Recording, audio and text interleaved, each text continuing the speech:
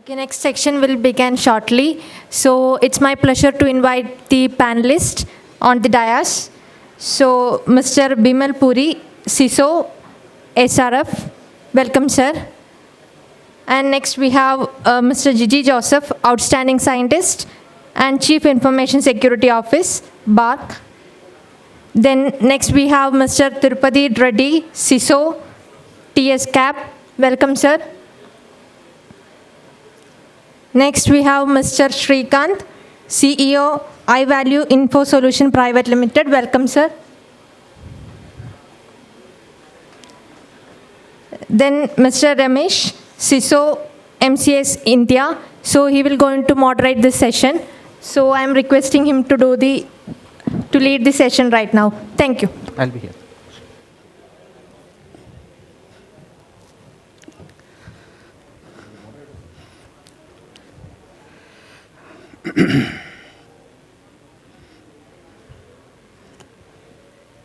Am I audible?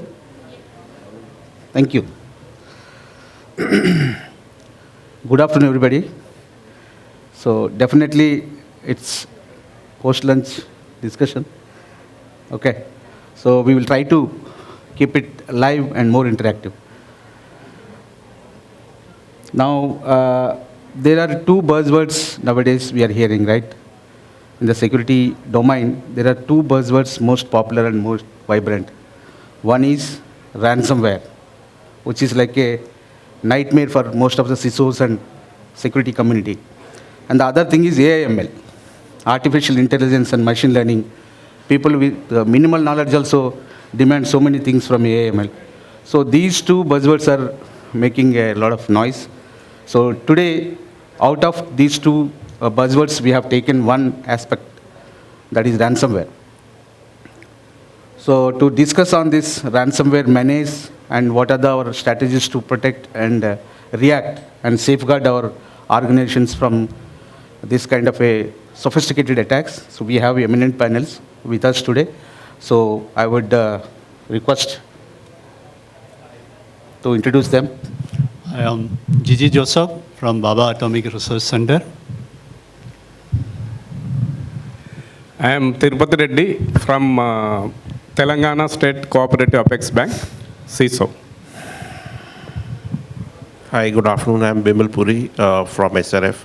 I'm the CIO for the business.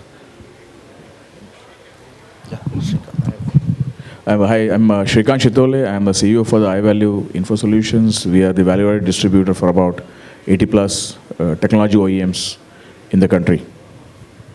Okay. So to set the context, see nowadays entire businesses, right? You name any sector, any business, it is nothing without digitization, right? Digitization is the driving force behind any business, let it be government, non-government, private, public, whatever the sector, right? So with that digitization, it creates lot of data, humongous data. All businesses are driven by data and technology. So with this rapid digitization happening in the country and at the global level, so there is a equal amount of digital risk we are inviting. Okay. One of such risks is ransomware. So ransomware is like makes the organizations to a level they disappear from the businesses. So we have witnessed some of the organizations, big organizations like Equifax and not to name the organizations, but they have disappeared from the business almost. Okay, so ransomware has, 10 years back, it's like a very common, it's not so common. So a small ransomware attack started with a floppy disk. Some of the scientists started doing ransomware attacks, putting a malware inside a floppy disk, distributed among the community who participated in a meeting, and he started extorting those people for data and money. From that day onwards, nowadays we are in an era where the ransomware has transitioned and evolved in such a way, multiple levels of sophistication. Initially what it does, it used to get into the network, get into the system, make it unavailable. First level of extortion. And then the second level has come is, they got into the system, take the data, take it outside, and make the system and the data not available for the organizations. And they start demanding ransom. That is a kind of double extortion. Now the third level of extortion also recently we have witnessed. That is, after taking the data, putting it in the dark web, and putting a price tag to that, telling the people, if you want this data, you can purchase it. It has become like a ransomware as a service. And then a simple non-tech guy, a person with ill intent, somebody wants to attack any particular organization, he can go to the dark web marketplace, buy the malware, and hit the organization. And unfortunately, one more level of extortion started recently, just a week back. I heard a news of one of the ransomware gang reporting to the regulator. So SEC is a regulator in US. They have approached the SEC and saying that we have hacked this particular organization who is supposed to report you all that cyber incidents, but he has not reported. It's a kind of quadruple level of extortion, right? So these trends are becoming reality day by day, and the trajectory at which this evolution is happening is highly threatening to most of us. Okay. And added to that, we have new age technologies, AI, ML, artificial intelligence is coming, and in parallel, we are also hearing to know about ChatGPT, LLMs, right? And similarly, there are technologies available for the hackers like Fraud GPT, Worm GPT. So in such a dangerous kind of evolution happening in the hacker community, we should have a kind of proactive approach to handle such ransomware attacks and making the organizations a secure and safe place. So to start with this discussions, so we would like to know from our expert, eminent panelists, so how to handle it. Now we know the problem, we know the menace. Now, what is our objective of this discussion is, what are the various strategies we should have, how to handle it, so that we can have better control over this particular threat vector. To start with, I would request Mr. Joseph to tell us about how these ransomware attacks happen, how these things basically happen, and how they target the organizations. Sir, over to you. Thank you. See, we learned from that attackers are using various attack vectors. Basically, using vulnerability associated with the systems you are having in various forms. But mostly attackers are going to use a phishing email. Let us see how a phishing email can be targeted to one of the panelists for a demonstration. I have crafted a phishing email which I have sent to myself. Okay. So this actually I have sent to, let us see our net is working or not. Okay, I think it's working. See, I have sent created an account on one of the email server and send a phishing email. If you look at that email, it has come from NASCOM, or I could have given the name DSCI, and it is an invitation letter. So if I open that mail, see invitation talk for this cybersecurity, etc., and it is coming. Actually, this is Sri Ghosh. He used to send an email for this section. I could not meet him in this side. He has sent a invitation letter in the form of a Word file. Not he, I have sent it. But in this Word file, I have put some macros. Now let us see how, if I download that. So it is asking for, because this, it's just for a demo, I have not activated Office license, that is why this error is coming. Now it is saying macros to disable, do you want to enable or not? Many times, we enable it. Let us say, this is actually, you may able to see that slightly below. This is actual mail which has been sent by Mr. Ghosh to me. Okay. Now, if you enable the macros, so what happened now? It is actually, I have written a malware. When you enable the macros, it actually open a PowerShell contacting command and control server which I have hosted on internet and downloaded this malware and it is executed. Now, I can say you give money, then only it will be get opened. This is actually happening, but this happened very fast and within second it happened. In a real case, you will not get this window immediately. The malware will comes to you, to the system, and it is a fileless malware, and it tries to further get, later we can say, it tried to get copy to another system. People call as a lateral movement, etc. Basically, it will copy to other system. This is what actually happening. Okay, if you give anything, it will not unlock. You have to give actual the password. It's actually, I have given, okay, 1, 2, 3, is just given for your, this thing. Now, you can say, if you have, the previous section was the endpoint EDR. If you have a good endpoint security system, if you install, it can be stopped. Macros will not able to execute PowerShell and download an exe. That can be stopped. But nowadays, there is something called a bad USB. I don't know how many of you have seen that. Bad USB is a microcontroller. Okay, it looks like a USB device. So after the end of this program, some of you sent this USB to my home as a parcel. Thank you. This is a photographs video sent by Mr. Ghosh. Naturally, I will open. There he can say an appreciation letter as this Word file. But if you have a good endpoint security, it will not work. But it is not a pen drive. There is no storage. It is a microcontroller configured as a keyboard.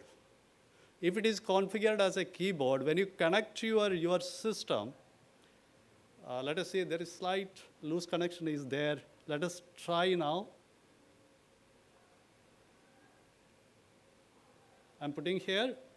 It should act as a keyboard. You can look at, just 1 second. Yeah.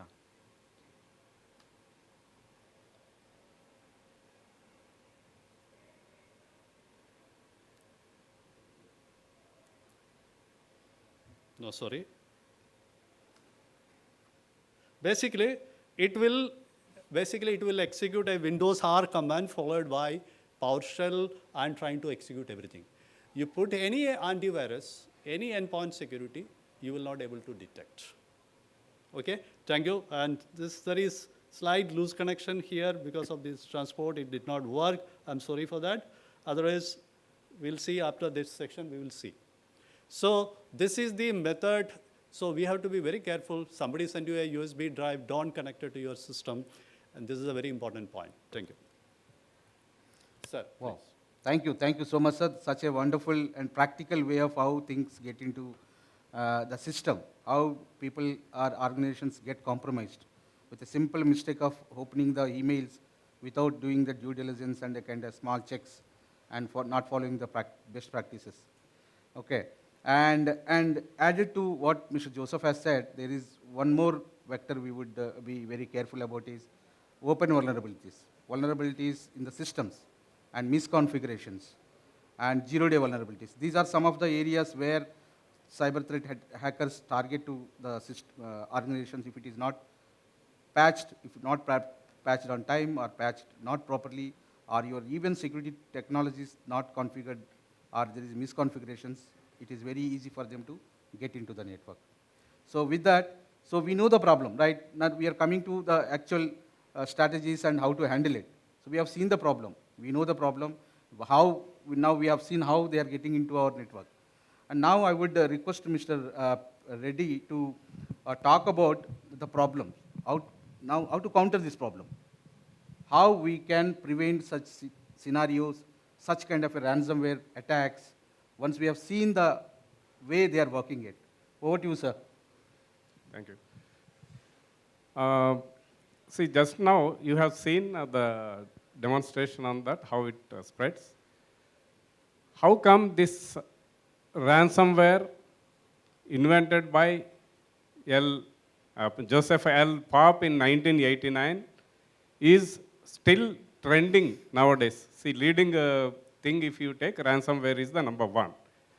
So how it spreads, how it enters, if we know, we can prevent it. We can think of prevention. So let us see now the data. This ransomware comes through phishing mail. So phishing mail is 51% now through phishing mail it is coming. And next comes the infected patch or infected software patch. This is very, very important. See, for example, in 2019, SolarWinds, through Orion, it was updating the patches for all the systems throughout the world, very, very big companies. So because of that infected patch, everybody was affected. Similarly, in the organizations, we also see a lot of patches come through the service providers. So we never verify whether it is correct or not. So practically, if we see, that is one. And third thing is compromised credentials.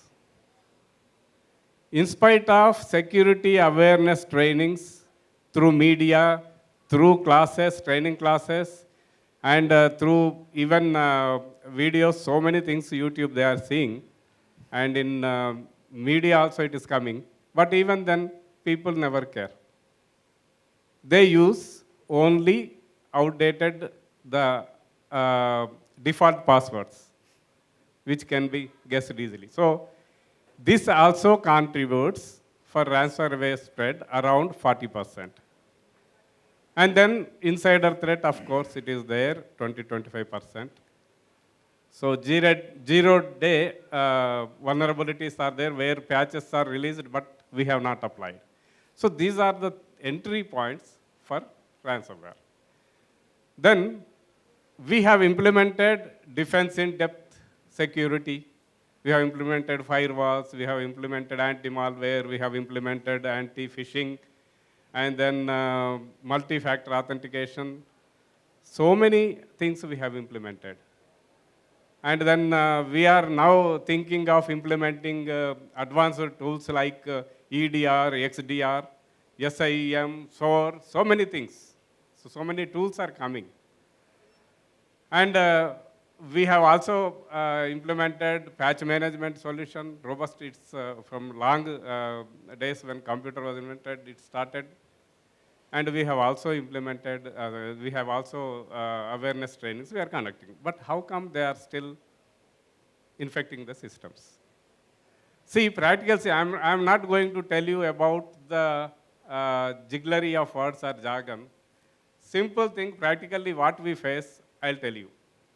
We know what to implement in the organization, but we do not know how to implement because we are not aware of that solution inside. Then service, we engage some service provider.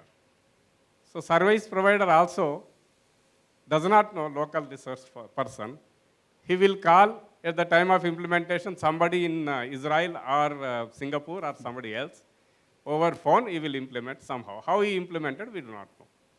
So when this type of attack comes, we'll come to know that was not properly configured.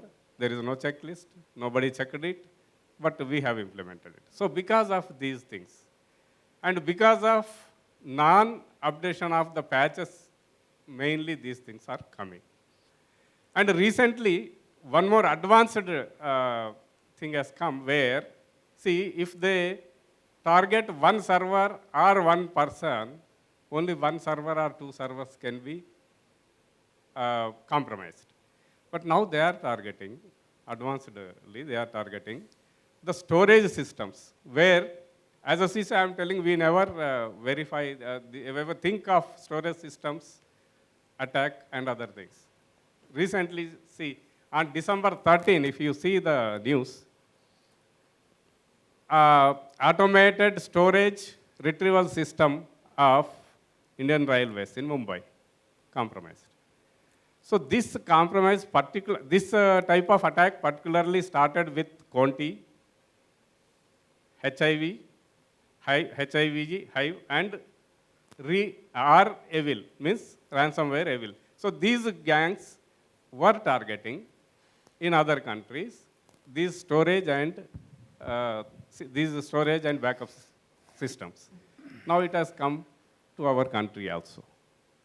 So one more thing is there, they will target the operating system of the storage, their firmware, their drives. So there, no tool, existing tool, we are not using for vulnerability scanners and other things. We are not using for storage systems. So there the lot of gap is there. So similarly, they can see now people will tell from the companies, no, you can use the immutable backup systems. So immutable means, for example, worm, write once, read many. But in that case also, even they can stop further backups and other things. So such type of sophisticated attacks are happening now. So for prevention, in addition to the things which we discussed earlier, we should also think of backup system vulnerability mediation. So one is robust business continuity and disaster recovery plan we should have. We should segment the networks. See, people use network segmentation only for data center and DS. Not that. For endpoints also, department-wise, office-wise, branch-wise, you have to segment so that lateral movement will not be there.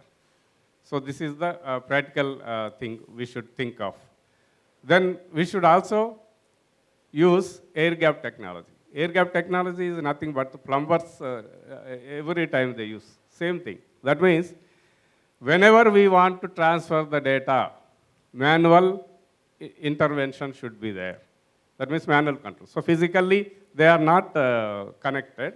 Logically, manual intervention should be there so that our backups should be safe. So we can also so many other technologies. Lack of time, so I'll stop with this. Yeah. Thank you, sir. Thank you for that wonderful kind of visionary kind of a thought process. Protection against ransomware is a very simple strategy we should adopt is cyber resilience. That is what Mr. Reddy has elaborated it very beautifully. People, process, technologies. The basic funda of any information security management should be implemented meticulously. The one more point he made it is it has to be the basics. Basics should be right. Basics should be correctly implemented. If your users are not aware of the best practices or safe practices of your organization, they may pose threat to your organization anytime. So at the same time, security teams put in a lot of efforts in bringing in vulnerabilities, risks, and highlight to the stakeholders. At the same time, those guys should understand the efforts put in by the security and security policy expectations and the management expectations. They should reciprocate. They have to ensure patching is done on time and their systems are up and running with a secure configuration. These are some of the basic things which we ensure on top of it, as Mr. Reddy highlighted, the technologies and the backups and restore. These are some of the proactive strategies which can help the organizations in preventing ransomware. So just to continue with the same kind of strategies, now I would like to go to Mr. Srikanth to tell us his views and his experiences on how to prevent this ransomware, considering technologies and solutioning perspective. So what kind of thoughts you have in your mind? See, I think we all know that from the IT evolution perspective, when the concept of looking at the productivity and the enhancement in terms of the efficiency, we looked at the whole data center thought process, primary data center, DR data center, near DC. The whole idea was about how do I get the business continuity in place, right? Whatever we are discussing so far is all about, again, putting all the systems in place. But the issue is that, do you have the business continuity practice as a maker-checker concept from the security aspect perspective? Now with that thought process, I just want to switch over to the gear towards the other side, which is, do we have the checker thought process when we are doing the maker thought process from implementing some of the solutions or all the solutions, whatever you are seeing in the market? And that's where actually security validation comes in picture. So it's like a continuous red teaming kind of a thing. You have to benchmark yourself against the latest attack, malwares, whatever you are seeing in the market. You have to look at the libraries and start preparing your attack, looking at your attack vectors. There are 4 attack vectors which everybody knows. The one which we have already seen is the email. The second one is endpoint. Third one is network. Fourth one is, as you rightly mentioned, the file, which is storage piece of it. Now, are you testing actually yourself once the maker has gone ahead and implemented everything? Are you doing the checker side of it on a regular basis? And that's where the continuous red teaming, security validation, the security assessment posture, readiness. And one more point which I would like to highlight is the management aware in terms of what the cyber risks are. And are they also looking at, in case if anything goes wrong, how do they respond as an organization? One is the reputation loss piece of it, but second most important is the operational, how do you recover from that perspective? And for that, are you also getting into tabletop exercises and those kind of things? Do you have your IR practice in place? In case if any incident happens, do you have the incident response playbook ready actually for the organization perspective? What role plays will happen actually from the various stakeholders from the security angle point of view? Now, if you look at all these pieces of it, I have not spoken much about the technology piece of it here. It is all about the process and how do we control the technologies back from the people perspective by ensuring that just implementing maker and the checker concept. Now, whatever we talk about, vulnerability piece of it, before applying the vulnerabilities from the patch management point of view, are you really evaluating that in an isolated environment to see in case if this can be applied and will it have any impact on my live production environment point of view? That is one aspect. Second aspect, very important, quickly I will touch base, is when it comes to the digital transformation point of view, India is the largest public digital infrastructure country in the world actually. And from that point of view, if you look at, while everybody talks about the multi-cloud thought process, I would like to just draw the attention from the CISO community perspective or even the CRO community perspective towards the world of the application, which is essentially DevSecOps. Do we have the understanding of that? And are you getting those pointers back from the technology implementation perspective in your overall cyber resilience point of view? And if the answer is yes, then you are definitely one step ahead in terms of what you're going to bring in. And the last point, because since we are very short on the time, the last point which I want to bring on the table is the third-party risk management. Supply chain attacks is one of the key area actually from the entry points for many of the advanced attackers. They'll always look out for whom you are interacting with. If you look at one of the largest bank in the country, has got about 70,000 plus suppliers. The question comes back is, do they have the third-party risk understanding in terms of, do they have the right risk score for them to really transact and work with the bank? What is their actually risk score versus in terms of what are they implemented? The reason because API integration is becoming very, very common norm now. So API security is one issue, but API integration is very, very important. For example, is my ERP getting connected to the various other ERPs, both from the forward-looking as well as from the downward perspective? But so my customers, am I connecting, the ERP, and am I getting connected to the next ERP level, which is coming from the other side? Now, this is again becoming very, very important activity. So if you ask me honestly, my suggestion will be look at the maker-checker concept, just like BCP continuity. That is one aspect, one pointer which I'm giving. Second pointer is actually looking at the entire security posture management, your gap assessments and those kind of things. Third is basically looking at the whole DevSecOps life cycle from readiness point of view. And the fourth important thing actually, which I mentioned just now, that was the last point. So I think these are the 4 key points in my view, to look at how do I fix my day-to-day affair and how do I sleep peacefully in the night. Thanks, Srikanth. Actually, very bang on points, very important aspects of proactive security, I would say, the piece, what you highlighted, Srikanth, is most important is threat exposure management. That is most important for most of the CISOs especially. That is the area where CISO can take his own proactive decisions without having much dependency on IT or other stakeholders, right? Who are the, what is our blank spots, blind areas where we are missing the monitoring? What is the threat actor targeting? What is our shadow IT? What is our attack surface? So if we have full visibility of that, as a proactive security leader, you can take action and contain the threat at the perimeter level itself. That is one area, and the most important part you have highlighted is DevSecOps, which is like a buzzword. I attended previous 2 sessions, very proactive, thought-provoking concepts are brought in. So the security should shift to the left. So we have to integrate security right from the design stage itself. So these are some of the areas most important, most proactive to bring in a effective cybersecurity management. And of course, last piece is third-party risk assessment and supply chain attack. Very, very, very important and very crucial at this stage. Lot of cyber attacks happening, what we call exploiting the gaps in this third-party risk assessment and supply chain. Yeah, thank you, Srikanth. Yeah, with that I move to Mr. Bimal.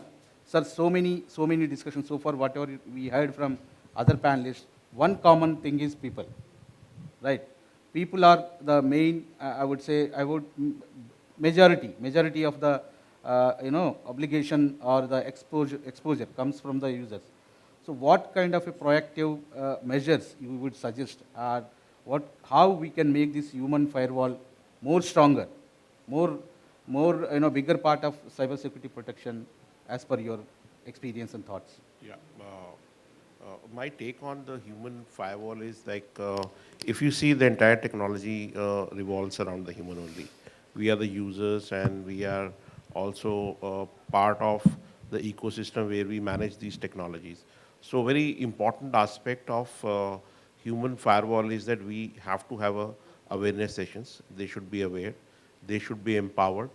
And when I say empowered, means that they should have a right systems around them so that they feel protected. That is very, very important. So that comfort also has to be given to the people who use this technology. And very important aspect is that we do have a lot of safety systems on the plants, in the shop floors. A lot of drills get conducted for that. So we should have a similar process for even the IT systems and the IT users. Like nowadays, a lot of organizations are working on e-modules, self-learning modules, and they assess the awareness level of the team members within the organization. Plus, they also do a lot of drills. They will send some phishing mails. They will, so they are not harmful, but yes, it generates awareness and people are aware. So one is that awareness, keeping them awake is important. And another aspect which we must is that updation of technologies and awareness of those technologies for the people. Because most of the time we have a technology and people are not aware. Even the tech people, if you see, they are the first level of, you can say, the firewall for the organization. So they are also not aware about the feature set of the solutions which they are buying. So those awareness at that level is also very, very critical.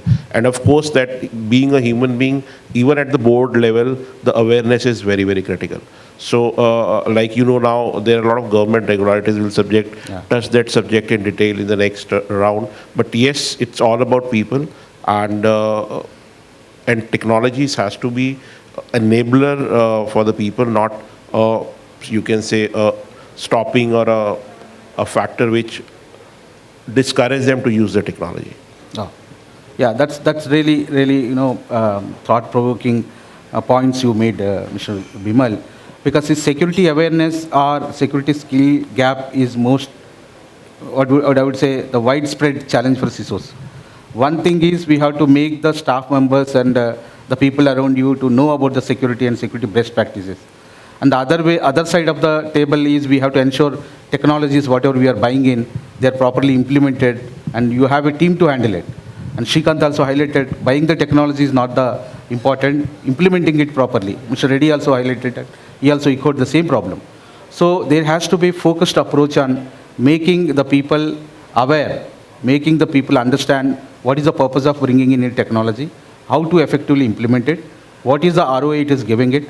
Those kind of continuous review and efficacy checks will help the security team and the CISO team to bring value to from the technologies what we have implemented.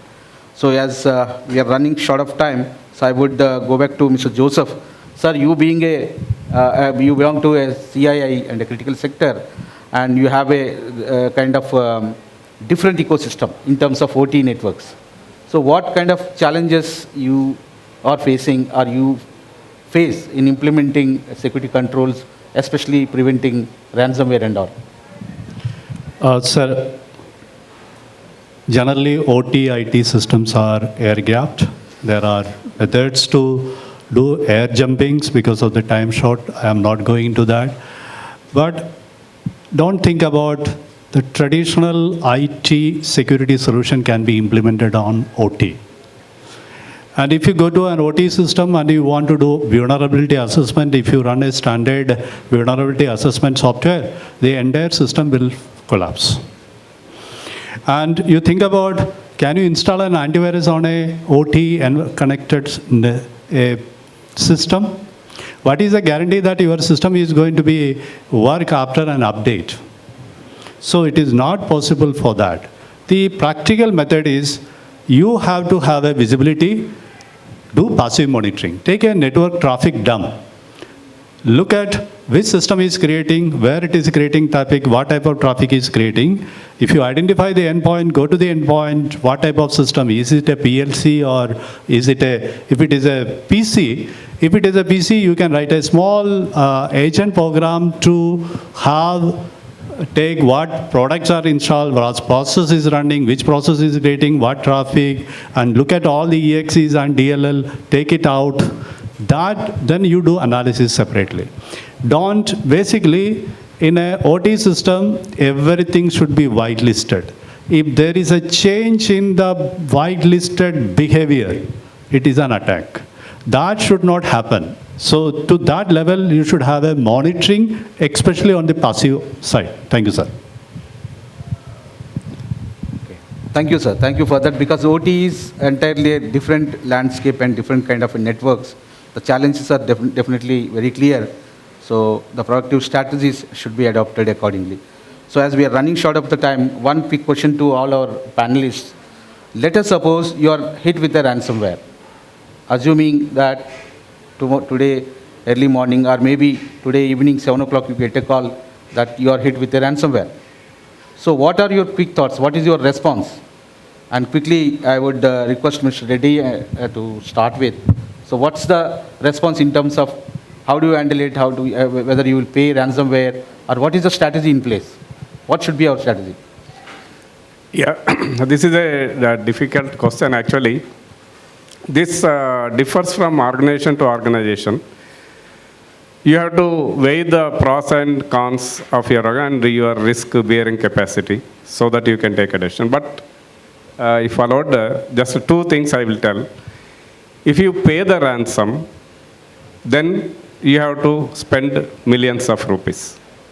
If you pay the ransom, then there is no guarantee that they will give you the full data back.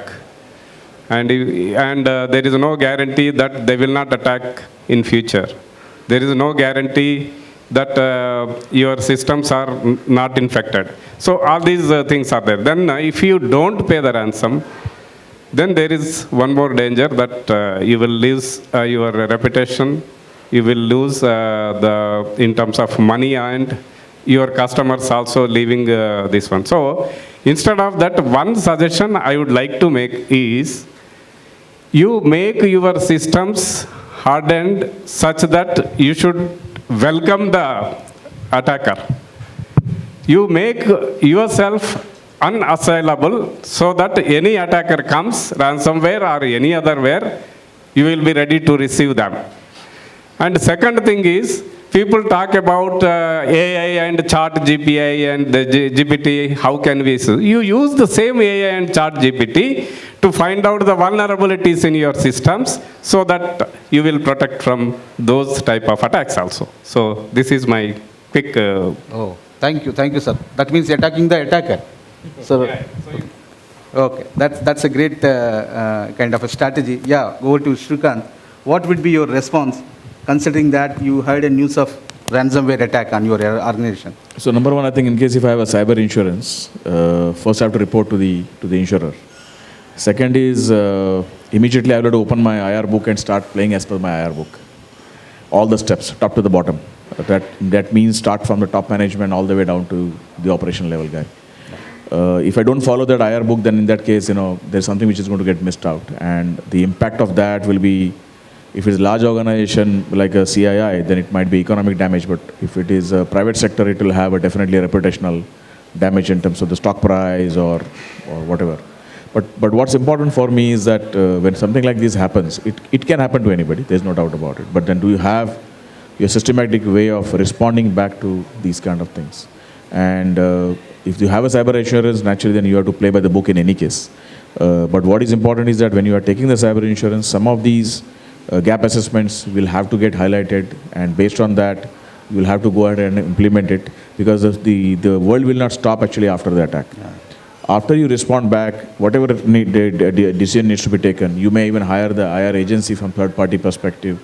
The people, there are IR agencies who have got a negotiators as well, with the ransomware, attackers, and you have to go by that playbook. But what's important is that after it is done, you have to again go and open your, threat hunting playbook and see, what went wrong and how do you fix that part of it. We rework actually back with your cyber insurer, and ensure that, you are once again doing the gap assessment and getting everything fixed, so that, nothing can go wrong. And the same situation should not get repeated. Yes, something else may happen, but definitely not the one which has gone through. That's really great. So two important points you made, Shrikant. That is very, very, very important for all of us. Like preparation. You should have a plan in place, process in place, in case you are hit. So what is the step by step, how to kick in the process, whom to inform, what is the role of CISO, what is the role of HR, what is the role of CRO, compliance team. All this should be prepared first in the form of drills or tabletop exercises. Then once it is hit, you have to, it's like a follow the process which is already defined, to handle it in a proper way without causing any financial or reputational damage to the organization. And in that process, if any gaps are found, definitely it's an opportunity for you to improve upon and update your processes and SOPs. That's really this thing. And one more aspect is cyber insurance. Cyber insurance is, as Shrikant highlighted, it's got its own pros and cons. So we have to be conscious about the way we have to handle cyber insurance. And I would now go to Mr. Vimal. Sir, what is your thoughts in this entire ecosystem of ransomware attacks happening? What kind of a regulatory or government level, legal level aspects should be brought in, or what kind of a, what kind of expectations we have which are to be brought in the system of legislation and the governance? Yeah, I think the role of government is very, very critical in this particular space, because there has to be consequence management for these scenarios, and for that strong laws are there. And another important aspect you must be careful is that most of the attacks are now state-sponsored attacks. So if we are in touch with a lot of government CIOs and the NASCOM and other bodies, and we debate these subjects, and we found that government is actually playing a key role in terms of framing the laws and all. But yes, important is that how to protect it. So there are a lot of thought processes moving around this subject, and I see that especially the state-sponsored attacks, which are happening very frequently, industry-specific, as they are increasing. We need to be very, very careful while framing the laws, and also creating a shield around the ecosystem, because we need to have a lot of people within country to support and protect the systems. That's a key thing which government and regulatory body has to work beside framing a law or doing a consequence management for this subject. Yeah, that is so-called a buzzword we are hearing in DSCI conference also, public-private partnership and information sharing, and that will definitely help. So let us hope for more proactive regulations from the government and legal aspects as well. And So, yes, yeah, I just want to add one point here is that like we being part of the CIO Association and CIO Club, we have a lot of committees which are working with the government bodies and with the ministers on this subject. And because end of the day, the most impacted are the business organizations in this phase. thank you. So before I conclude, and I would quickly request Mr. Joseph to have final thoughts on what should be the next steps for protecting against ransomware. Sir, we have to use AI, ML to understand the behavior analytics or user behavior, endpoint or network behavior analytics. I will just give you one example how hackers are going to use it. The EXE what I have run here. When I created first time, when I uploaded to VirusTotal, you all know VirusTotal has got more than 70 antivirus. I created EXE, I uploaded to VirusTotal and check whether it is a malware or not. So I find that more than 50 antivirus is detecting my EXE is a malware. So I modify it, again I do again run. So here I can use a AI-based system to do corrections on my code, and finally it will not be detected by the VirusTotal as my malware. This is the one test is how AI can be misused, and hackers are doing this. So as a protection, we should also be ready in the other side. Thank you. Oh, great. So automation is the way to go. So before I conclude, any questions from the audience, we are happy to take. Yes, sir. Just from my side. These days we are hearing a lot that before the attacker reveals that he has done a ransomware attack, they wait so that the backup is also compromised or infected. Correct. So though we are taking a backup on a basis, but there is always a anxiousness, is my backup also getting infected? So are there any one or two good tips so that we feel ensured that the backup is getting somewhat more scrutinized, or some good practices that can be done in this area? Yeah. Srikanth, want to take? So if you want, I think, which I mentioned, the fourth vector, which is the file vector. So before storing actually, anything on your storage part of it, get it, checked out from the sandboxing perspective, so that, no malicious file is getting saved. That's number one. And number two, your past records, for example, from the regulatory aspect perspective, for example, RBI perhaps mandates X number of years of data should be archived. It's better that, the archived data and the backed up data from the last, 12 to 18 months, whatever is the current flowing. I think that also you should keep continuously, at least once you should get it checked out from the malicious sandboxing checkpoint perspective. So there are solutions in the market from the file storage point of view for doing these kind of functions. And at least in my knowledge, I'm proud to say that Indian defense has gone ahead for some of the solutions. Thank you. Yeah. Any other questions? Sir.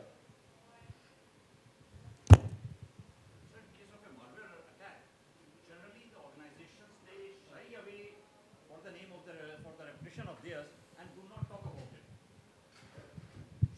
it.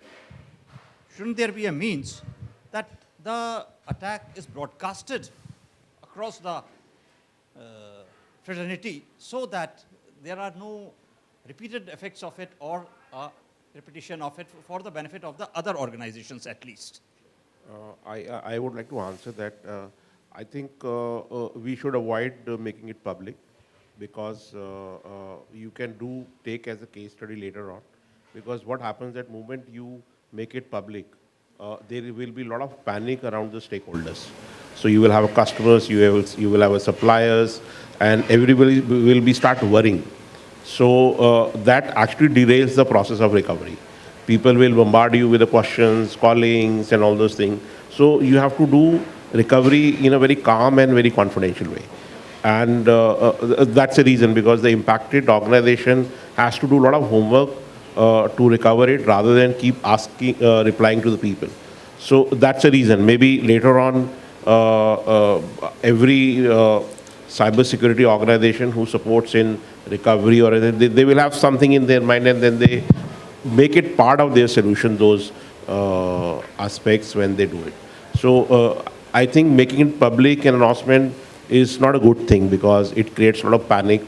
It also generates a lot of bad emotions. For example, you have an organization of 50, 60,000 people.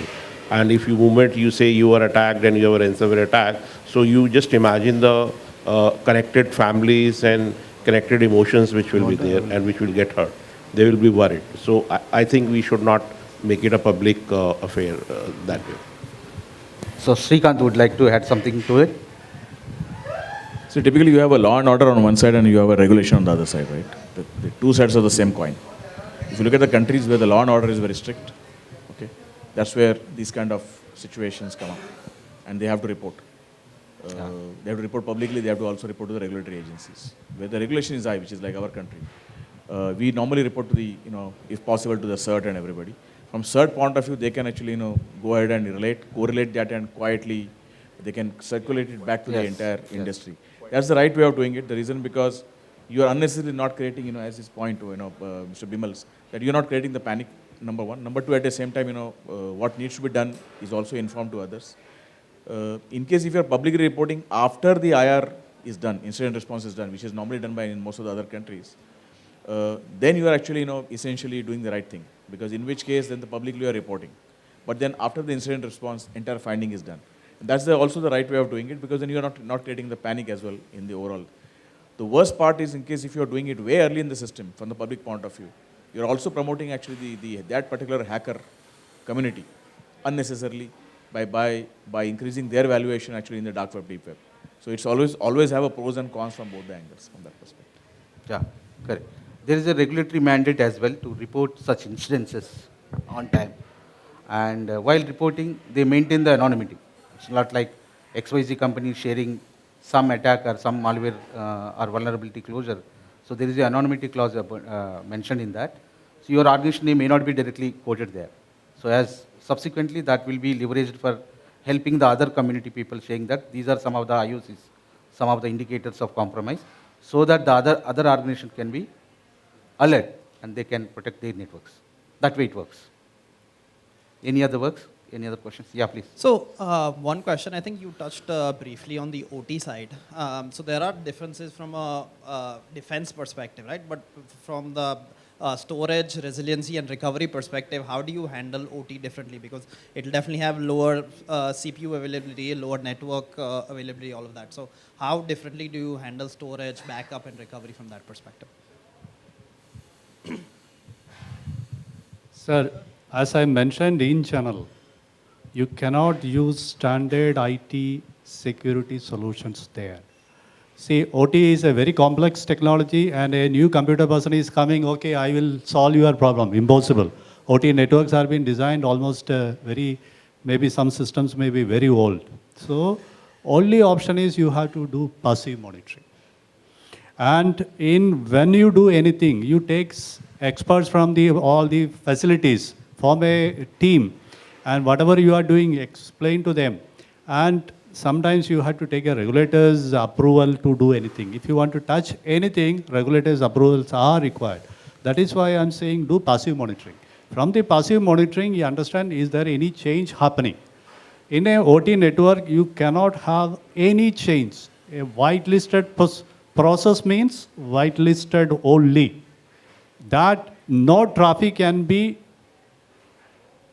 unknown traffic cannot be there in a OT network, because it is designed, the designer is saying, this is going to work, this program is going to take this memory utilization, this much is CPU utilization, it has to be like this. Any variations are changed, you have to notice, and that is a problem. Then you have to analyze further. Thank you. Yeah. Hi. Can I add one point on to his question, please? Yeah. I think your question regarding the backup and the recovery in terms of OT, rightly said, it is not apple to apple in IT and OT, very different, right? So with still the architecture and how the OT systems needs to be built is the resiliency aspect, the dual aspects, right? The OT follows the Purdue 7 model, right? Each systems in that layer needs to have, if it is not having, it was very historically built, And it is not, I think it needs to be resilient. It needs to have double, and in terms of backup and storage and that recovery, there are solutions also which are specific to that demand of the requirement for OT, which takes care of those backups, not traditional. For example, the traditional companies, they also have something, a flavor for OT, because that will take care of the OT protocols also, the SCADA systems also. So I think that is where I wanted to add just that. Thank you. Thank you, guys. Any other questions? I think we can have one more question if somebody is interested. Otherwise, right? Thank you, audience. Thank you for your patience listening. And thank you, DSI. Thank you, all eminent panelists. Thanks for the wonderful discussion. Thank you. Okay, thank you, sir. There is a small token of gratitude.